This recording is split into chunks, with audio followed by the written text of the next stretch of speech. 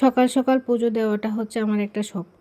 প্রতিদিন সকালবেলা পুজো দিয়ে উঠতে পারি না। যেদিন পারি সেদিন ঠাকুর পুজোটা করে নিই।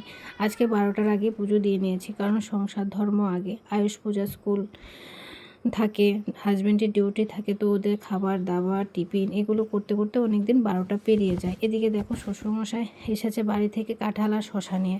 কাঁঠালটা অনেকটাই বড় ছিল মনে হয়, তাই অর্ধেকটা রেখেছে বাড়িতে, আর অর্ধেকটা আমাদের বাড়িতে পাঠিয়ে দিয়েছে।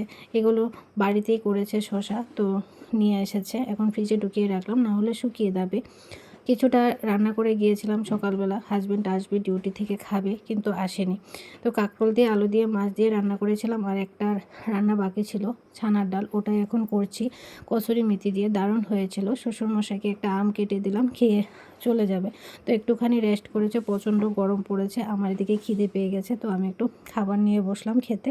তো খেয়ে দিয়ে এখন দেখো ঘরের সমস্ত কাজই কমপ্লিট হয়ে গেছে। এক্সট্রা কাজ করব।